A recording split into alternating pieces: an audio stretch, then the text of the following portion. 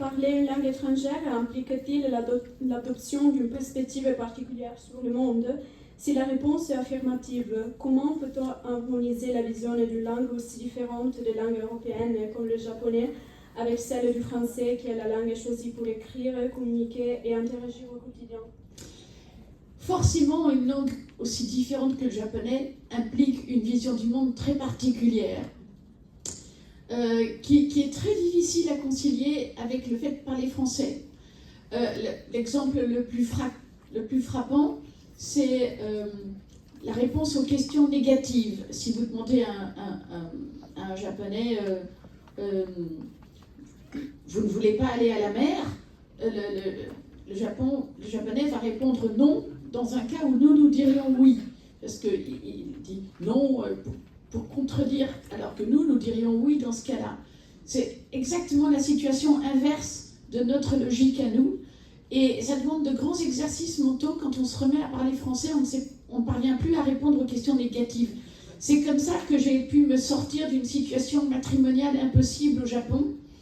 Je vivais avec un garçon un japonais qui ne cessait de me demander en mariage, et je disais tout le temps non, non, non. Et finalement, il m'a demandé ne veux-tu toujours pas m'épouser? Et je réponds non.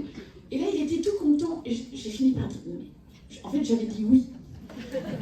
Et là, je ne pouvais plus me sortir de cette situation. Et c'est la raison pour laquelle j'ai dû m'enfuir du Japon, parce que sinon, j'épousais le garçon. Quel est le sens du titre du livre L'impossible retour? Il y a deux sens à ce titre. D'abord, je suis en France et j'ai la possibilité de retourner au Japon. Ça me paraît impossible parce que j'aime tellement ce pays. Il a été synonyme d'un engagement si profond pour moi que retourner au Japon me paraît impossible. L'investissement sentimental et émotionnel est trop profond. Mais finalement, quand je suis au Japon, j'ai un tel bonheur de retrouver ce pays qu'à ce moment-là, l'impossible retour, c'est de revenir ici. Voilà. Ce livre nous offre l'opportunité d'explorer la subtile complexité des normes comportementales qui caractérisent la vie japonaise. À la page 39, par exemple, vous discutez du grand respect réservé au sensei, c'est-à-dire au maître, en enseignant, et de la manière dont il est hautement valorisé au Japon. Selon vous, cette valorisation du respect pour l'enseignement et la sagesse, est-elle absente dans la société occidentale? Alors, je ne sais pas ce qu'il en est en Italie. Mais en France, c'est terrible. On voit ça en Belgique aussi.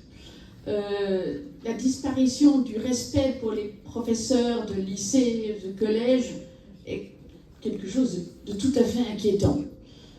Au Japon, cette situation est juste impossible. Au Japon, le titre de sensei, que l'on porte dès l'école primaire, le professeur de l'école primaire, le professeur du lycée, le professeur du collège, c'est le sensei. Et le sensei, mais c'est un titre admirable, extrêmement valorisé. Ça serait pas mal que l'Europe adopte un petit peu ce respect du professeur. À la page suivante, vous évoquez une véritable immersion sensorielle dans la définition d'une couleur. Peut-on voir dans cette scène une métaphore de votre relation avec le Japon, un pays qui invite à une observation plus fine et profonde du monde? Voilà une question très raffinée. Oui, la question est si belle qu'on n'a pas envie de répondre. Hein. J'ai envie de répondre oui, bien sûr. Ce n'est pas un hasard si cette scène se produit au Japon. D'abord parce que les Japonais ont un sens de la couleur tout à fait extraordinaire. En langue japonaise, le mot couleur peut être synonyme d'amour. Dire à quelqu'un j'ai de la couleur pour toi, ça ne se dit plus aujourd'hui, mais ça se disait dans le passé, c'est-à-dire j'ai de l'amour pour toi. C'est tellement beau, c'est tellement vrai. Ce que l'on éprouve quand on est en présence d'une couleur qu'on aime, c'est vrai que ça s'apparente au trouble de l'amour. C'est vrai aussi que les Japonais portent les couleurs avec beaucoup d'audace. Bon, ils sont un peu comme nous, c'est-à-dire que l'uniforme du noir, du gris, ils le subissent autant que nous. Mais une fois de temps en temps, les Japonais osent porter, mais de façon très naturelle, des couleurs remarquables, avec une très grande élégance. Comme ça, ils osent affirmer des couleurs. Comme cette jeune fille de 20 ans qui allait boire un verre avec son amie au parc, elle portait une robe en soie, d'une élégance insensée. C'est une audace japonaise, se permettre une telle beauté pour un moment sans grande importance de la vie.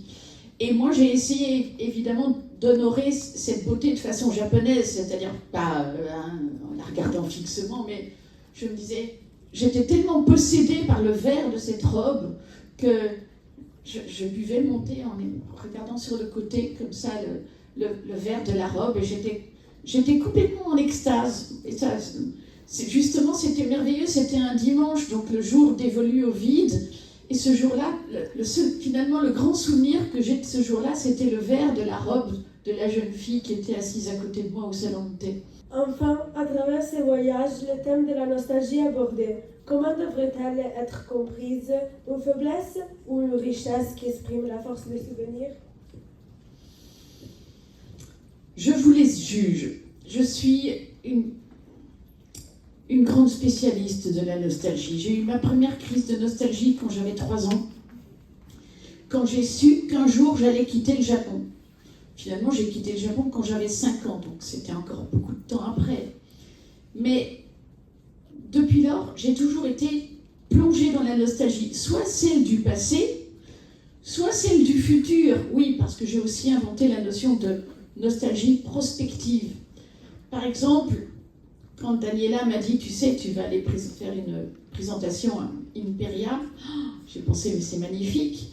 Ah, ça veut dire que après, je vais éprouver beaucoup de nostalgie. Donc, c'était il y a un mois environ, j'ai déjà commencé à éprouver de la nostalgie à l'idée que je ne passe pas toute ma vie à Imperia, vous voyez. Donc, oui, c'est compliqué. Mais donc, je suis tout le temps dans la nostalgie, soit dans la nostalgie de préparation, soit dans la bonne vieille nostalgie du passé. La nostalgie, chez moi, est une façon d'appréhender le temps, d'entourer l'instant présent que je vis très intensément, de tout un préparatif d'émotions, la nostalgie prospective, et qui me conduira dès après à la bonne vieille nostalgie qui fera que dès demain, dans l'avion qui me reconduira à Paris, je dirai « Ah, Imperia, comme c'était bien ». Donc, je dirais que je crée des embuscades de nostalgie pour mieux jouir de l'instant présent. Les étudiants du lycée Amoretti et leurs enseignants souhaitent exprimer leur plus sincère remerciement pour votre travail extraordinaire.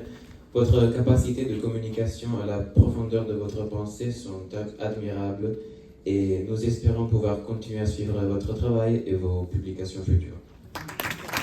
Je reviendrai certainement. Je vais écrire un livre qui s'appelle L'impossible retour, mais je vais écrire un autre livre qui s'appellera Le possible retour.